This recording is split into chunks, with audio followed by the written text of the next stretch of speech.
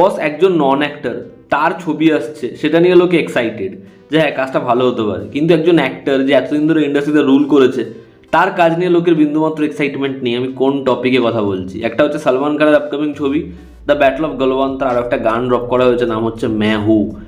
অপরদিকে DC লোকেশের upcoming ছবি না, সে পরিচালনা করছে না, এই ছবিতে সে লিড করছে। তার একটা ভ্যালেন্টাইন্স ব্লাডি গ্লিমস এসছে, সেটা নিয়ে আমরা কথা বলছি। তো চলো আজকের ভিডিও শুরু করা যাক।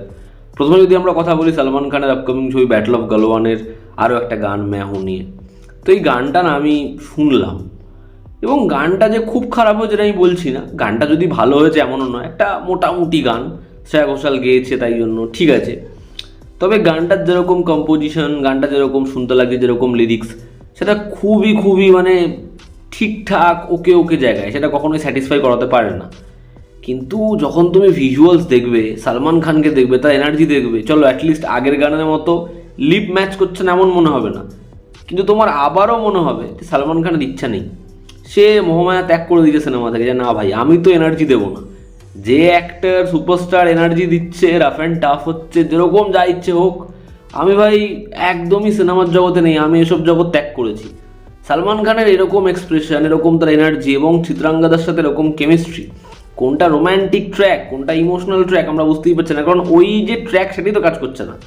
সালমান খানের লুকস যেরকম তার চাউনি, মানে কোনটা অ্যাগ্রেসিভ, কোনটা তার ইন্টেন্স চাউনি, কোনটা তার রোম্যান্টিক চাউনি, কোনটা তার মজার জায়গা, কিচ্ছু বোঝা যাচ্ছে না। খালি এটুকু বোঝা যাচ্ছে সালমান খান কাজ করতে চাইছে না। এই গানটাতেও ঠিক একই রকম ডাল এক্সপ্রেশন, যেরকমভাবে গানটাকে শ্যুট করা হয়েছে, খুব বেসিক। এত বড় একটা ছবি, এবং ছবিটা একটা বড় সময় আসবে, বড় ছবি কোনোভাবেই মনে হচ্ছে না। মনে হচ্ছে এই ছবিটা যখনই আসবে খুব বেশি লোকে এক্সাইটেড হবে না। এরকম একটা সাবজেক্ট, এরকম একটা প্রেক্ষাপট, তারপরেও সালমান খানের ছবি এটা, সালমান খান ছবির লিড, সালমান খান ছবিতে 10 মিনিট 5 মিনিটের জন্য কেমিউ করছে না, যে ভাই আমি যে লুকে আছি সেই লুকেই চলে গেলাম, কেমিউতে নিবি বলেছিস নে, না হলে তোরা বোঝ। এটা সালমান খানের ছবি। আজ থেকে কয়েক বছর আগে সালমান খানের একটা ছবি নিয়ে হাইপ ভাবো, আর আজকে সেটা কোথায় চলে এসেছে। আমি খুব ডিসঅ্যাপয়েন্টেড সালমান খানের এরকম ধরনের অ্যাক্টিভিটিস দেখে, এবং এই গানটা আবারও কিচ্ছু ফিলই হলো না। ব্যাটল অফ গলওয়ানের যা কন্টেন্ট এসছে, যা এসে যাচ্ছে, প্রত্যেকটা জিনিস খুবই নিম্নমানের হচ্ছে, এবং সেটা কোনোভাবে বাজ জেনারেট করতে পারছে না। দেখার পরবর্তী সময়ে হার্ড হিটিং কিছু আসে কিনা। আমি শুধুমাত্র বলছি না যে সালমান খানকে চিৎকার করতে হবে, আরে একটা মানুষের এনার্জি তো চোখে বোঝা যাবে, হচ্ছে না, একেবারেই হচ্ছে না। এই ছিল আমার অনেস্ট ওপিনিয়ন। এরপর যদি আমরা কথা বলি ডিসির যে ব্লাডি গ্লিমসটা আজকে ড্রপ করা হয়েছে, তো এই যে গ্লিমসটা দেখো, এখানে কিন্তু লোকেশ কোনো বড় অ্যাক্টর নয়, হ্যাঁ সে একজন ডিরেক্টর, তার একটা অডিয়েন্স বেস ডেফিনেটলি রয়েছে।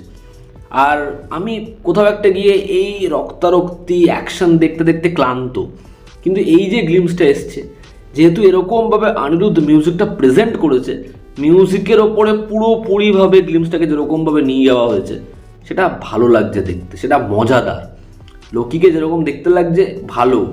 এবার যদি বিষয়টা এমন হয় যে এটা দেবদাসের যে আইডিয়া সেটার ওপরই বেস্ট, কিন্তু পারো এবং চন্দ্রমুখীর ক্যারেক্টারটা কোথাও একটা গিয়ে সুইচ হয়ে গেছে, যদি এরকম কিছু হয়, এখানে যেরকম দুজন ফিমেল লিডকে লাগছে ভূমিকা এবং আরও একজন যিনি রয়েছেন তাদেরকেও সুন্দর লাগছে, এবং যেভাবে অ্যাকশনটাকে রাখা হয়েছে, যেভাবে চারিপাশে স্মোক ছড়িয়ে রয়েছে, গুলি চলছে, বা একদম শেষভাগে যেরকমভাবে একজনের গলা কাটছে তো কাটছেই, এবং পুরো স্ক্রিনটা রেড হয়ে গেছে, যেরকমভাবে ক্যামেরাগুলো প্লেস করছে, যেরকমভাবে শট নেওয়া হয়েছে, একদম টাইট ক্লোজ হোক বা ফলো করা হোক, বা একদম গাড়ির ফ্রন্টে ক্যামেরাটা রেখে দেওয়া হোক, একটা রিদমে যেন যাচ্ছে, যেরকম ভিজুয়ালস ঠিক সেরকমভাবেই সাউন্ডস্কেপটা চলছে।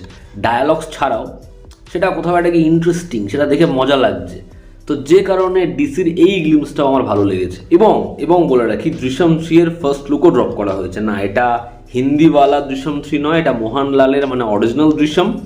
এবং এখানে এই ফার্স্ট লুকটা এমনভাবেই রেখেছে যে একদম প্রথম দৃশ্যমের যেরকম পোস্টার ছিল যে ওই গাছের ফাঁক থেকে দেখছে, এখানে গাছের ফাঁক থেকে ক্যারেক্টারটাকে দেখা যাচ্ছে, সে এখনও আড়ালেই রয়েছে, এবং যেরকম তাকে দেখতে লাগছে সেটা একই রকম, এবং দৃশ্যমের ওই ফিলটা এই পোস্টারে ধরা পড়ছে। তো পোস্টারটা ডেফিনেটলি ডিসেন্ট একটা পোস্টার। এবার যখন হিন্দির পোস্টারগুলো আসবে সেগুলো আরও বেটার হবে, পলিশড হবে।